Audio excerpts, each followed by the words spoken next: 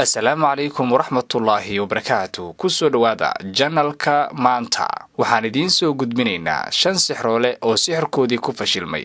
Jason Morrison waa saaxir Amerikaan ah oo caan ah. Waxa uu isku dayay in uu ka yaabsado dadkii daawanayay. Waxa uu sameeyay in uu dhaxgalo haan weyn oo ay biyo ka buuxaan, korna ka qufulan. Waxa uuna damacsanaa in uu sida ugu dhaqsaha badan kaga baxo inta uusan biyaha ku hafmin. Haantuna waxa ay ahayd mid aad ciriiri u ah, mana uusan haysan baaxad ku filan oo uu ku dhaqdhaqaaqi karo. Hase ahaatee waa uu ku fashilmay.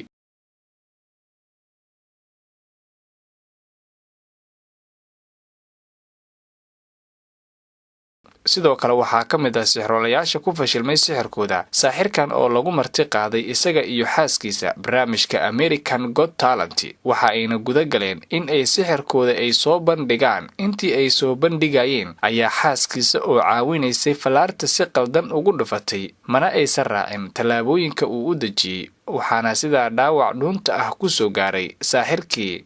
2016 waxaa sidoo kale barnaamij lagu marti qaaday saaxirkan si uu u muujiyo hibada uu sheeganayo. waxauna soo qaatay 3 bashqadood oo mid ka mid ah uu ku jiro mudac ka samaysan bir. waxa uuna ka dalbaday wariyihii barnaamijka la waday in uu gacanteeda qabto, isla markaana waxa uu sameeyay in uu bashqada gacanteeda ku dharbaaxo. hase ahaatee sida uu rabay uma noqon, waxaana dhaawac soo gaarsiiyay gabadha mudacii rasmiga ahaa oo bashqada ku jiray. sidoo kale saaxirkan waxa uu gabar daawanaysay sixirkiisa ka dalbaday in ay ku soo turto dab si uu u qabto, waa uuna ku guuleystay in uu qabto. hase ahaatee markii labaad waxa uu ka dalbaday in ay ku soo tuurto seef af badan, waana ku fashilmay. dhaawac ayaana gacanta ka soo gaaray. ma sahlana in nolosha la isku duugo, hase ahaatee sixroolayaasha nolosha isku duuga ee badbaada waa tiro aad u yar. haddaba saaxirkan ayaa isku dayay in uu nolosha isku duugo, dabadeedna uu badbaado asagoon wax dhibaato ah soo gaarin. waxa ayna guda galeen dadkii caawinayay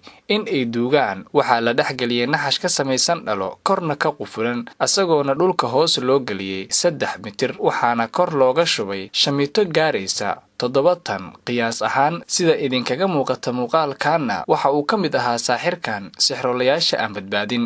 haddaba haddii aad ku cusub tahay janalka maanta, ku soo biir lana wadaag asxaabtaada. mahadsanidin.